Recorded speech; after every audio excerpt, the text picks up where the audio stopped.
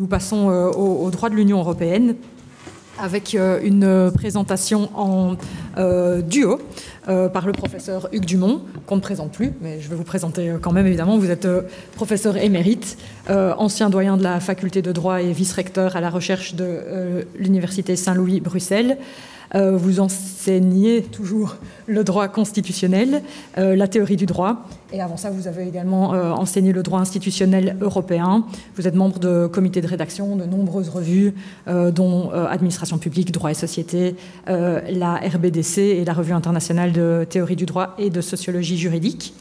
Et ensuite, Cécilia Riscala, tout aussi talentueuse mais plus jeune, professeure en droit européen et droits fondamentaux à l'Université Saint-Louis-Bruxelles. Elle enseigne le droit européen. Elle est également professeure invitée à l'ULB. Ses recherches portent principalement sur la protection des droits fondamentaux dans l'Union européenne, sur les principes de l'état de droit et de la confiance mutuelle, également en droit de l'UE. Et elle a défendu une thèse de doctorat intitulée « Le principe de confiance mutuelle à l'épreuve d'une crise des valeurs du postulat à la méthode ». Cette thèse, publiée aux éditions Brelan, a été récompensée de nombreux prix. Je vous renvoie au petit booklet pour l'énumération de ces nombreux prix. Et elle est également l'autrice, la co-autrice avec Sébastien Van Roogenbroek d'un ouvrage de référence en français sur la Charte des droits fondamentaux de l'Union européenne. Et donc vous venez nous parler aujourd'hui de l'intégrité en droit de l'Union. En 30 minutes environ. Voilà, donc le titre que nous avons donné à cette contribution, c'est droit européen et confiance. On va quand même mettre surtout l'accent sur la confiance plus que sur l'exemplarité. Et nous ajoutons un sous-titre, la bonne gouvernance de l'Union. Je dois peut-être activer ce PowerPoint, je ne sais pas si... Pointez bien le... Si vous pointez l'ordinateur. Ah oui, pendant ici, oui. Voilà. Donc vous voyez le sous-titre, hein, la bonne gouvernance de l'Union et les bons gouvernements des États membres. Alors un petit mot concernant le rôle de Jacques Keller. Donc Jacques Keller est l'ancien secrétaire du Conseil et du Conseil européen, excusez du peu, donc c'est quelqu'un qui a une immense expérience pratique, mais son rôle n'a été que relativement marginal dans la préparation de cette contribution, mais tout de même il a apporté quelques conseils que je vais évoquer chemin faisant. Alors voilà, de nombreuses enquêtes sociologiques analysent la confiance générale que les citoyens européens éprouvent à l'égard de l'Union européenne, compte tenu des politiques qu'elle mène, qu'elle néglige ou qu'elle n'a pas la compétence de conduire. Ces enquêtes analysent ce que les politologues appellent le soutien diffus, dont l'Union bénéficie à des degrés variables selon les moments de son histoire. Ces analyses montrent, par exemple, qu'une crise de confiance dans l'Union, comme celle qui s'est produite à partir de 2008, ne s'est pas accompagnée d'une crise comparable de la confiance dans l'euro, ce qui est évidemment intéressant à relever. Mais, je dois le souligner d'emblée, nous n'allons pas nous livrer à ce type d'approche, aussi intéressante soit-elle. Notre propos est résolument normatif, ce sont les conditions juridiques de la confiance qui nous intéressent. Deuxième avertissement préalable, nous n'avons pas affaire à un État, comme dans toutes les autres contributions de ce colloque, mais à l'Union européenne, que nous définissons comme une fédération plurinationale qui associe à la fois des citoyens et des États. Nous devons donc aborder et conjuguer les relations de confiance sur deux plans. Non seulement, premier plan, entre les citoyens et l'Union, entre les citoyens et chacune des institutions de l'Union, et entre les citoyens et chacun des membres de ces institutions, mais aussi, deuxième plan, entre les États membres eux-mêmes, entre les États et l'Union, et entre les États et chacune des institutions de l'Union. Vaste programme. Troisième avertissement préalable, la confiance n'est pas à confondre avec le sentiment d'appartenance et de participation à la formation d'une volonté commune européenne. Ce sentiment-là, qui renvoie à nos yeux au patriotisme constitutionnel, suppose réunir des conditions plus exigeantes que celles d'une confiance minimale. Nous définirions, pour notre part, cette confiance comme un seuil de fiabilité des institutions et de leurs membres, ou encore comme l'attente que différents acteurs de l'Union européenne sont susceptibles d'avoir vis-à-vis de la conduite d'autres acteurs de la même Union, compte tenu de l'information partielle qu'ils détiennent et qu'ils estiment suffisante. Bien sûr, ces attentes varient selon le type de l'acteur en cause. Les citoyens, les États et les institutions de l'Union ont chacun des attentes différentes et des motifs de confiance différents dans la possibilité de voir ces attentes rencontrées. Alors nous allons travailler en deux temps. Premier temps, je vais aborder les conditions juridiques qui favorisent ou devraient favoriser la confiance des citoyens, des États et des institutions de l'Union dans la gouvernance européenne. Et dans la deuxième partie, Cecilia Riscala examinera les conditions d'existence de la confiance mutuelle, horizontale donc, entre les États membres de l'Union, une confiance qui s'impose dès lors qu'elle permet une coopération entre eux sans passer par un contrôle réciproque total sur leurs actions respectives. Tout d'abord donc, première partie,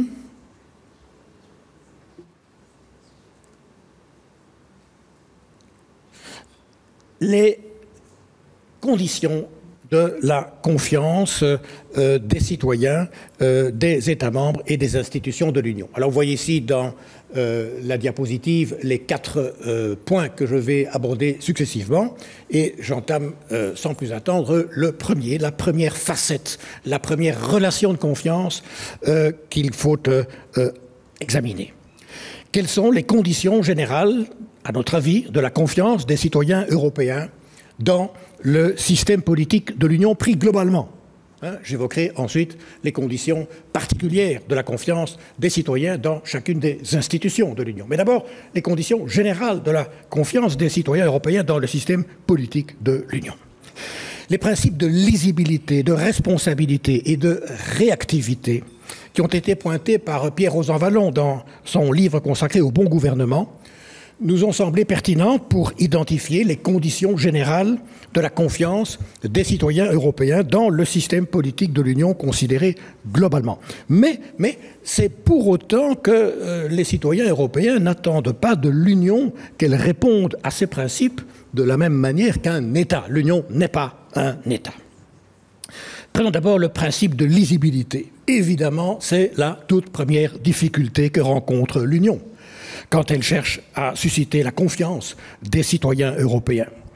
Il y a là un manque de lisibilité dont souffre le système politique de l'Union et qui est bien connu. L'Union ne peut pas bénéficier de la relative simplicité de l'organisation des pouvoirs et des structures d'un État.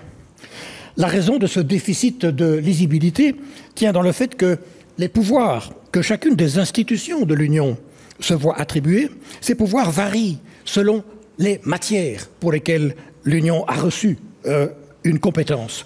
Et cela compte tenu du degré d'intégration toléré ou souhaité par les États maîtres des traités pour chacune de ces matières. Il en résulte un système extrêmement difficile à décoder par le citoyen. Il doit, à la limite, retrouver dans le TUE, le TFUE, dans les traités qui instituent l'Union européenne, le bon article qui constitue la base juridique de telle ou telle action de l'Union. Et dans cet article, il trouvera les règles de procédure qui font intervenir telle ou telle institution. On parle souvent de la méthode communautaire. La méthode communautaire, quelque part, elle n'existe pas. Il y a une pluralité de méthodes. Et donc il en résulte un système aussi approprié aux attentes des États et sans doute de leur opinion publique respective, mais secteur par secteur, que très peu lisible globalement par le citoyen. Or, dans l'esprit public, ce qui n'est pas clair est nécessairement suspect. Alors, à vrai dire, nous ne voyons pas aujourd'hui comment remédier à ce réflexe sans introduire assez paradoxalement un surcroît de confusion. Disons seulement que des progrès d'ordre légistique seraient néanmoins possibles et souhaitables. Il est évident qu'on pourrait réorganiser les deux traités, le TUE et le TFUE, de manière à rendre l'ensemble plus lisible, ce qui était le projet de la défunte Constitution européenne. Mais pour le surplus, la difficulté de lisibilité, elle nous paraît quelque part incontournable. Le thème de la responsabilité.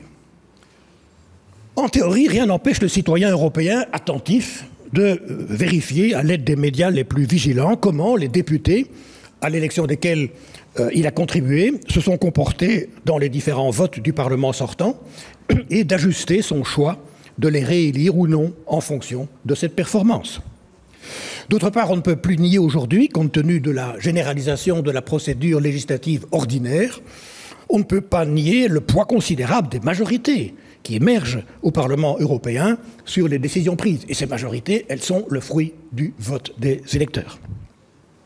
Quant au Conseil européen et au Conseil, ils sont indispensables pour concilier les intérêts divergents des peuples européens, alors que le Parlement européen, tributaire du principe de majorité, se prête mal à ce travail de conciliation.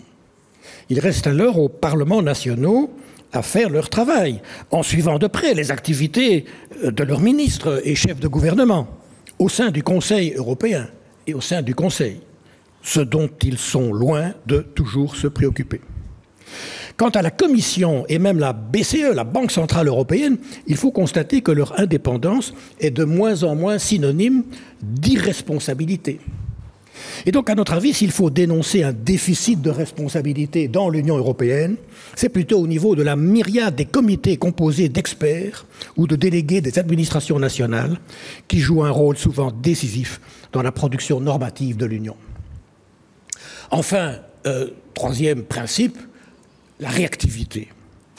Conformément à l'article 11 du TUE, l'Union européenne ne manque pas de dispositifs ni d'initiatives pour rester à l'écoute des citoyens européens et des organisations de la ou des sociétés civiles.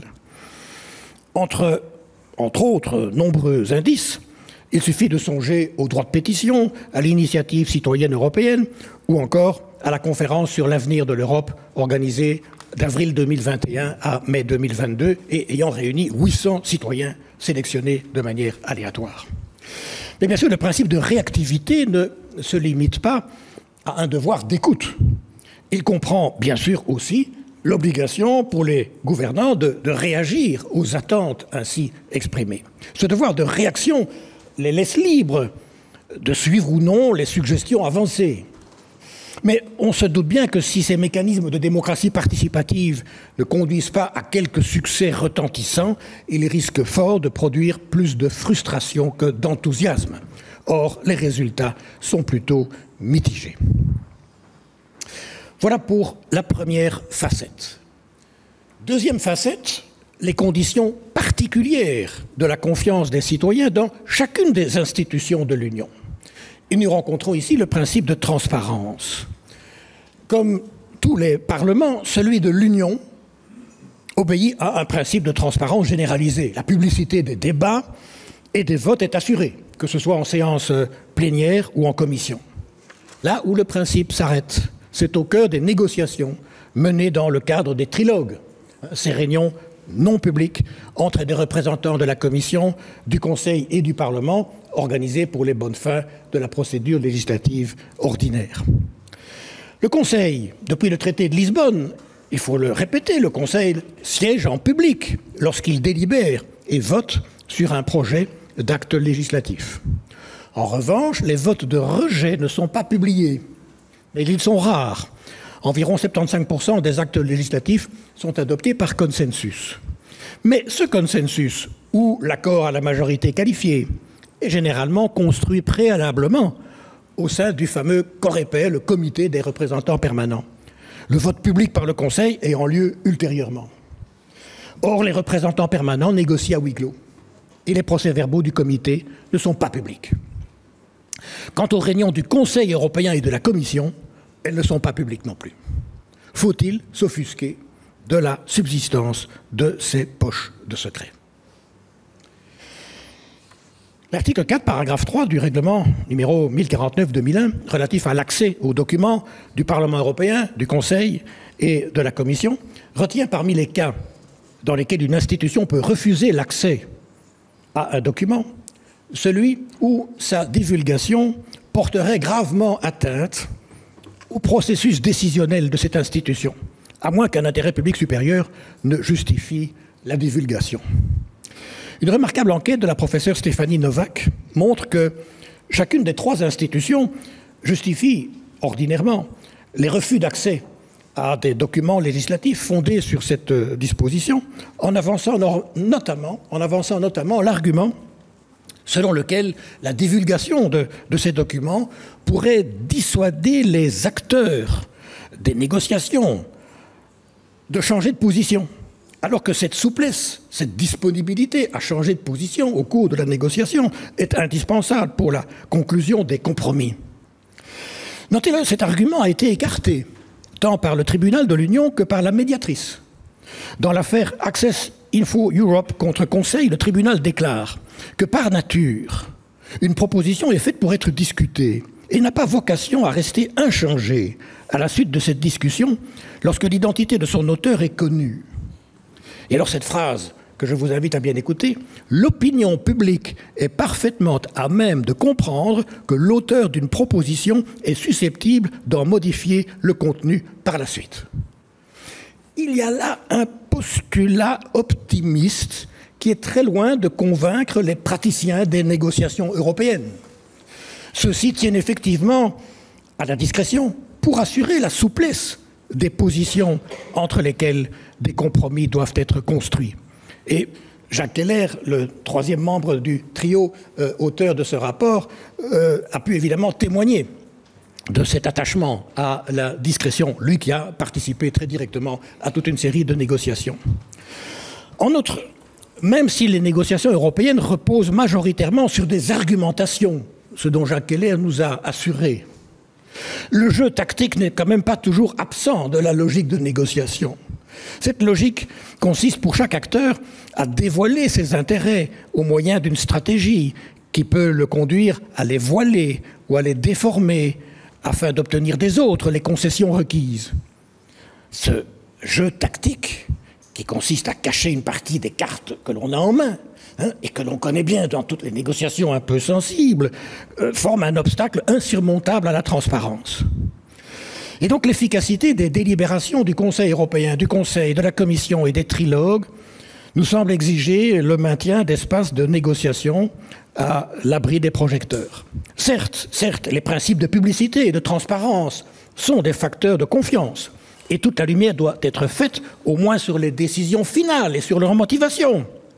Mais il nous semble que, mais on pourra en discuter, trop de transparence tue la transparence, en incitant simplement au déplacement des lieux effectifs de la négociation.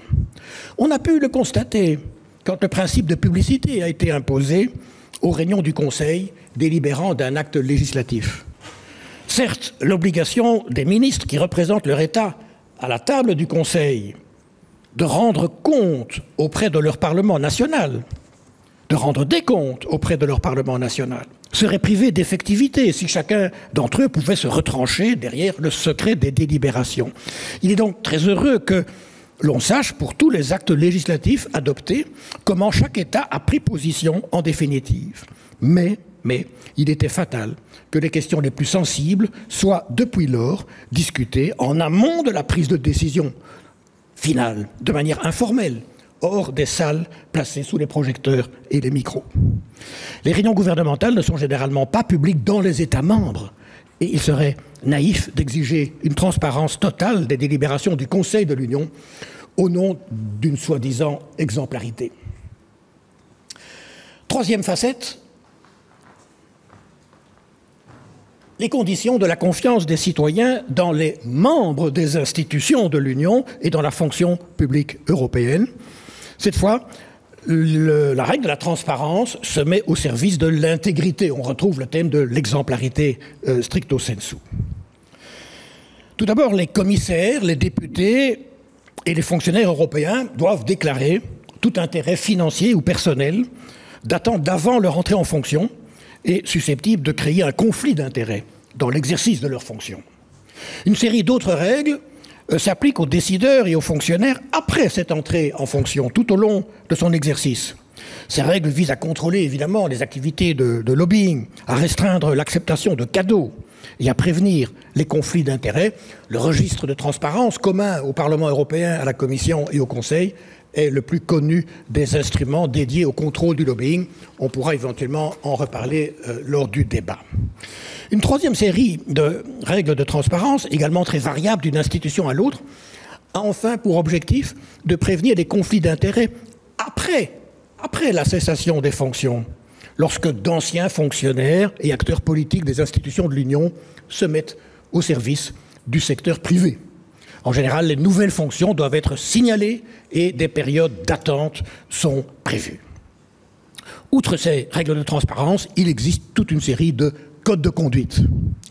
Alors, un examen détaillé des modalités d'application de ces principes généraux révèle une très grande hétérogénéité des régimes, une absence de compréhension commune de ce qui constitue un conflit d'intérêts, de nombreuses lacunes et bien des défaillances. Si l'on fait abstraction des fonctions de la Cour de justice, du médiateur européen et de l'Office européen de lutte contre la fraude, ces défaillances tiennent surtout au fait que l'application des règles de transparence est généralement confiée à des organes d'éthique internes à l'Union, des organes dénués des pouvoirs d'enquête et de contrainte pourtant indispensables. Les insuffisances de ces dispositifs d'autorégulation et d'autodiscipline, qui suscitent évidemment la méfiance des citoyens européens, sont apparues de manière particulièrement cruelle à l'occasion du Qatargate. Mais les réactions des décideurs européens, et notamment les réactions du Parlement européen, ne sont absolument pas encore à la hauteur des menaces de plus en plus visibles qui pèsent sur l'intégrité des agents publics de l'Union. Elles ne réforment que marginalement le système. En témoignent tant les nouvelles règles de portée bien trop modeste adoptées par le Parlement européen que le récent accord établissant un organe interinstitutionnel chargé des normes éthiques applicables aux membres des différentes institutions parties à cet accord. On demeure très loin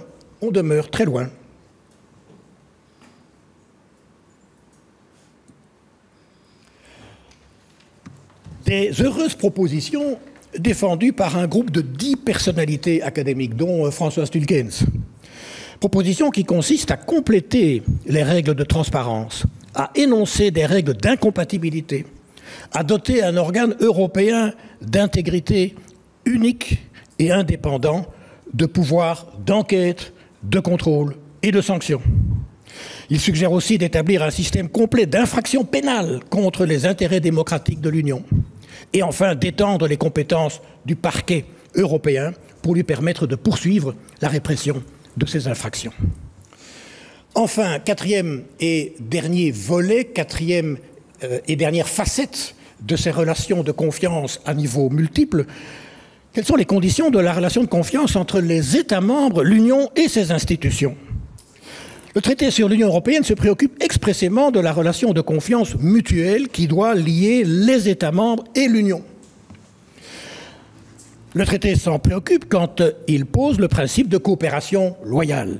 C'est l'article 4, paragraphe 3 du TUE que vous avez sur la diapositive. En vertu de cet article, l'Union et les États membres se respectent et s'assistent mutuellement dans l'accomplissement des missions découlant des traités. Il est manifeste que les États ne se comportent pas toujours dans le respect de ce principe de loyauté. La procédure en constatation de manquement devant la Cour de justice est là pour les rappeler à leurs devoirs. Mais il faut bien dire qu'il est d'autres pratiques déloyales propres au processus de négociation qui nuisent à la confiance réciproque et nécessaire des États et qui ne sont pas sanctionnées. On connaît ces phénomènes de blocage, de chantage, de package deal, d'abus de certaines pratiques comme l'abstention, de comportements léonins des grands États. Deuxième observation, le droit primaire de l'Union se soucie aussi de la relation de confiance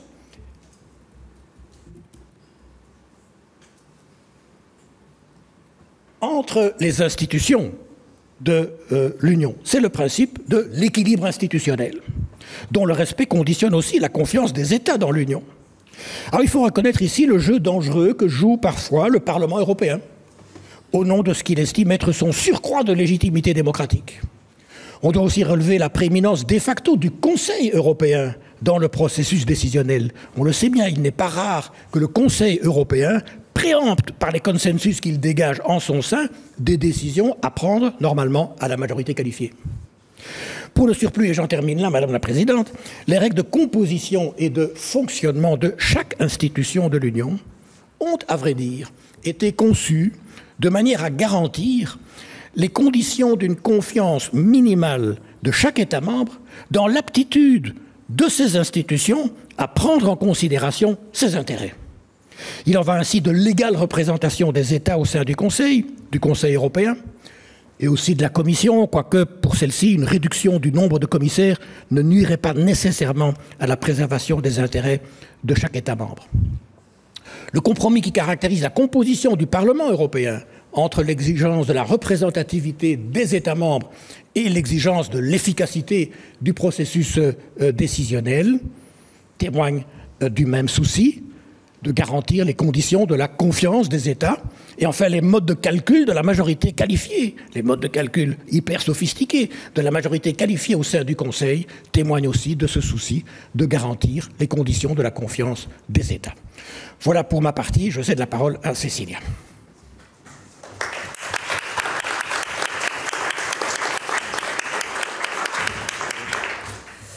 Merci Hugues, et je me joins rapidement aux remerciements faits déjà aux organisateurs, mais je vais continuer parce que le temps file.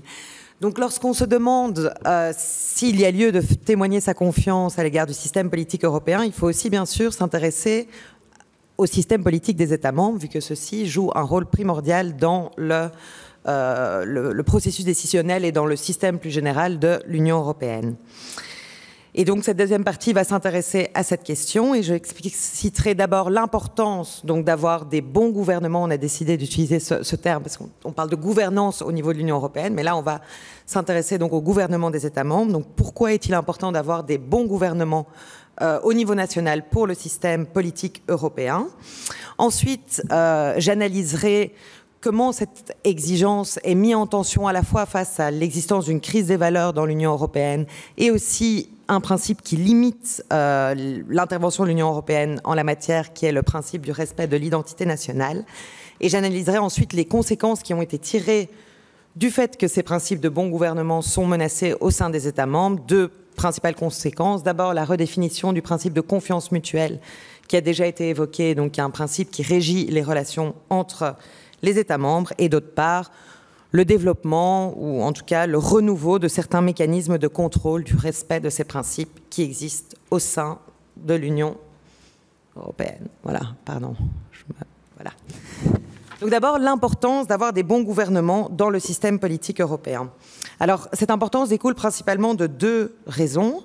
D'abord, et ça a déjà été explicité, parce que ces gouvernements participent directement au système politique européen, que ce soit au niveau du Conseil ou du Conseil européen notamment, et dans d'autres instances qui ont déjà été évoquées. Les États membres font intégralement partie du système de prise des décisions au niveau européen. Et si évidemment on a un État membre dont le système institutionnel ne respecte pas certains principes du bon gouvernement, cela pourrait entacher la légitimité qui est prise, des décisions qui sont prises au niveau de l'Union. Par ailleurs, au niveau des juges, c'est aussi très important parce que les juges nationaux sont aussi, et parfois selon la Cour de justice, avant tout des juges européens. La mise en œuvre du droit de l'Union repose sur un système décentralisé où c'est les juges nationaux qui sont les premiers responsables pour l'application du droit de l'Union européenne. Et il est donc très important d'avoir des systèmes judiciaires fonctionnels et qui respectent les exigences découlant notamment du principe de l'état de droit. Donc ça, c'est le premier aspect. Deuxième aspect, et ça a déjà été évoqué, le système de l'Union européenne repose aussi sur beaucoup de mécanismes de coopération entre les États membres, une coopération horizontale qui, là aussi, nécessite que les États membres aient des systèmes fonctionnels. Et donc, ces mécanismes de coopération reposent sur le principe dit de confiance mutuelle, un principe qualifié d'importance fondamentale par la Cour de justice, et qui, en pratique, impose aux États membres de présumer, de considérer que les décisions, les lois ou autres actes juridiques pris dans un État membre sont dignes de confiance et doivent pouvoir sortir leurs effets dans les autres États membres. Donc en fait, ce sont des solutions juridiques qui sont interchangeables entre les ordres juridiques nationaux. Vous avez un jugement qui a été rendu en Pologne en appliquant le droit polonais. Ce jugement devra pouvoir être reconnu et appliqué quasiment automatiquement en Belgique. Ça, c'est un exemple parmi d'autres, mais ce principe a un champ d'application très large. Et évidemment, ici, on voit aussi l'importance du respect de principes de bon gouvernement par les États membres. Comment justifier que les États membres devraient reconnaître des jugements, des décisions ou des lois d'autres États si leurs systèmes institutionnels ne sont pas dignes de confiance et ne respectent pas des principes, des règles du jeu communes. Il est donc rapidement apparu nécessaire au niveau de l'Union européenne d'établir ces règles communes du jeu, et on peut en trouver certains éléments dans l'article 2 du TUE, qui les qualifie d'ailleurs de valeurs, les valeurs fondatrices de l'Union. Et donc, si on lit l'article 2 du TUE, il dispose que l'Union est fondée sur les valeurs de respect de la dignité humaine, de la liberté, de la démocratie, d'égalité, de l'état de droit, ainsi que du respect des droits de l'homme, y compris les droits des personnes appartenant à des minorités.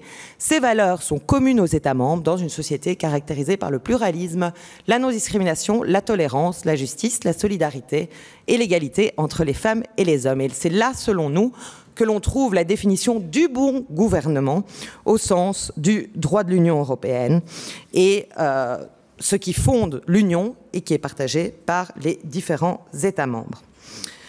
Même si le respect de ces principes est essentiel, pardon. L'écran, pardon. Puis je vais toujours trop loin. Voilà. Donc, comme je le disais, même si le respect de ces principes pour le fonctionnement de l'Union européenne est essentiel, on est face à une difficulté parce que l'Union européenne n'a que des compétences qui lui sont attribuées, comme vous le savez, et l'organisation constitutionnelle des États et institutionnelle échappe à ces compétences. Et bien au contraire d'ailleurs, ce sont les compétences dites réservées ou en tout cas retenues par les États membres. Et en découle un autre principe, le principe de l'identité nationale, qui impose à l'Union européenne de respecter les identités nationales des États membres, y compris inhérentes à leur structure fondamentale politique et constitutionnelle, y compris en ce qui concerne l'autonomie locale et régionale. Donc on le voit ici très clairement, l'Union européenne n'est pas supposée s'immiscer dans l'organisation des pouvoirs au niveau interne. Pourtant, ça pourrait être nécessaire parce que, comme on l'évoquait déjà, en dépit de l'affirmation de l'article 2 du traité sur l'Union européenne, ces valeurs fondatrices, et en particulier celles de l'état de droit et des droits de l'homme, sont de plus en plus remises en cause au sein même des États membres de l'Union. Elles connaissent des menaces importantes et même explicites. Un certain nombre d'États se prévalent désormais de constituer des démocraties illibérales, donc des démocraties qui... On peut discuter sur la pertinence de ce terme et sur la possibilité d'avoir une démocratie libérale, mais en tout cas, c'est de ça qu'elle se tarde. Donc, des démocraties qui ne respecteraient pas les exigences découlant de l'état de droit, ni des droits fondamentaux. Et par ailleurs, outre ces remises en cause flagrantes, on voit même que dans un nombre croissant d'États membres, il y a de plus en plus de discussions par rapport au contenu de ces valeurs et ce qu'elles sont supposées protéger. Et ces problématiques, donc, avant tout nationales, ont des conséquences directes sur le fonctionnement de l'Union européenne, comme je viens de l'expliquer, que ce soit dans la coopération entre les États membres ou que ce soit au niveau du rôle que jouent ces États au sein des institutions européennes. Donc bien que l'Union européenne n'ait pas de compétences directes en la matière pour garantir le respect de ces valeurs, elle est face à un problème et afin d'y réagir, elle a développé... Deux choses peuvent être évoquées. D'une part, la redéfinition du principe de confiance mutuelle entre les États membres et d'autre part, j'y reviendrai ensuite, l'existence de mécanismes qui permettent, en dépit de l'absence de compétences directes et transversales de l'Union en la matière, d'opérer un certain contrôle et d'essayer de forcer les États membres à respecter davantage ces valeurs. Mais donc d'abord la redéfinition des contours du principe de confiance mutuelle. Donc afin de répondre à l'existence de cette crise des valeurs, les institutions européennes, que ce soit au niveau du législateur ou au niveau de la Cour de justice, n'ont eu d'autre choix que de consacrer de plus en plus d'exceptions à ce principe, bien qu'il constitue un principe de gouvernance essentiel de l'espace juridique européen. On connaît l'importance du mandat d'arrêt européen, on connaît l'importance de la reconnaissance mutuelle des jugements, du système Dublin, même si lui aussi il peut faire l'objet de nombreuses critiques sur lesquelles je ne reviendrai pas, mais tous ces mécanismes du droit de l'Union sont indispensables au fonctionnement de l'Union européenne, à l'espace sans frontières intérieures, mais la Cour de justice et donc le législateur n'ont eu d'autre choix que de restreindre leur portée face à des situations où les valeurs fondatrices de l'Union étaient mises gravement en cause. Alors je n'aurai pas le temps ici d'exposer ces exceptions qui sont très variées en fonction des domaines et il y a une très vaste jurisprudence en la matière. Je vais simplement souligner que il n'y a pas eu de suspension générale du principe de confiance mutuelle, malgré la reconnaissance du fait qu'il y ait des problèmes systémiques dans certains États, en termes d'État de droit par exemple. Donc la Cour de justice a, à ce jour, toujours considéré que le principe de confiance mutuelle devait continuer à s'appliquer, et on peut aussi aisément le comprendre parce que, de nouveau, si on suspendait son application, ça voudrait dire par exemple que tous les mandats d'arrêt émis, pour prendre un exemple, par la Pologne ne pourraient plus être exécutés. Et donc ça voudrait dire que toutes les personnes qui sont condamnées en Pologne auraient tout intérêt à fuir la Pologne et seraient protégées par une immunité, en fait, ou en tout cas l'impunité, parce que les autres États membres ne pourraient plus exécuter les mandats d'arrêt européens. Donc la Cour de justice a raison, je pense, à considérer que ce principe ne devait pas être suspendu de manière globale.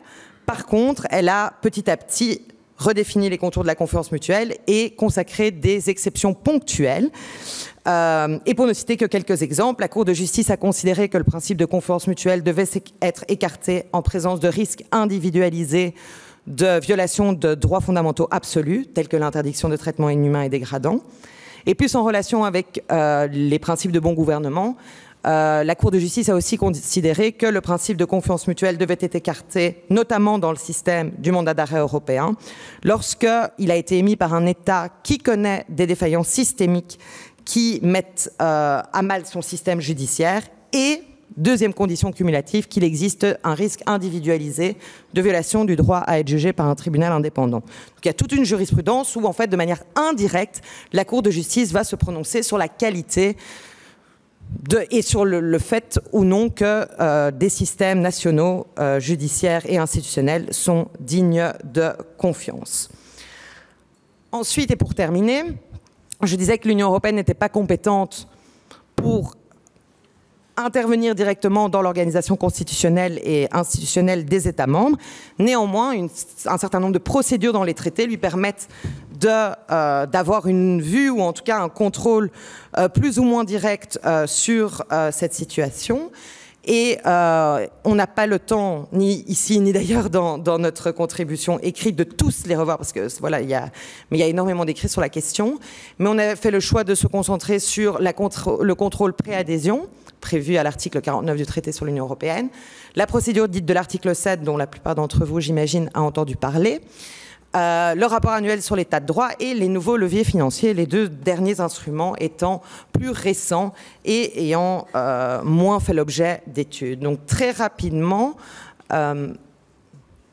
voilà, le contrôle pré-adhésion, donc l'article 49 du TUE établit les conditions générales et elles sont par ailleurs précisées dans d'autres documents d'adhésion d'un État tiers à l'Union européenne et, comme vous pouvez le lire, tout État européen qui respecte les valeurs à l'article 2 et s'engage à les promouvoir peut demander à devenir membre de l'Union. Donc c'est la deuxième condition. D'abord, il y a la condition géographique d'être un État européen, mais c'est une des conditions principales pour demander l'adhésion, c'est de respecter, de s'engager à promouvoir ces principes de bon gouvernement.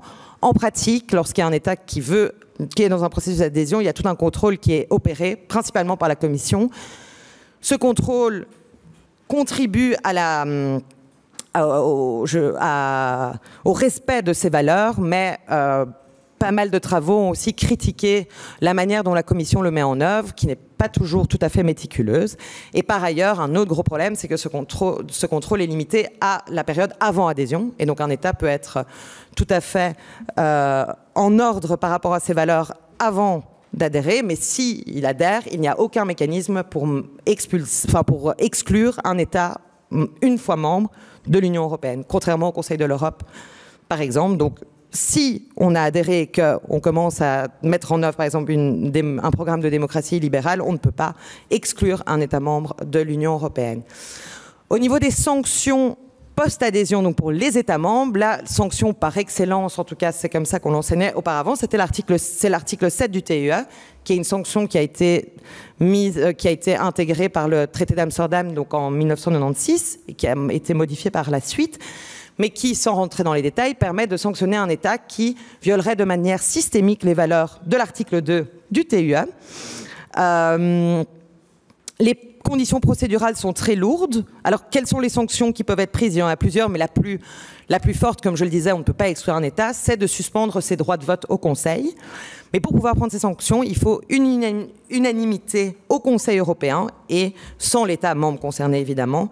Et cette procédure a démontré toute son inefficacité ou ineffectivité ces dernières années, parce qu'en fait, on n'arrive jamais à arriver à cette unanimité, surtout quand deux États sont potentiellement concernés. Donc, c'est la sanction par excellence, mais c'est aussi celle qui a prouvé son inefficacité. Et d'autres mécanismes ont été mis en place et existent par ailleurs, dont des mécanismes de soft law.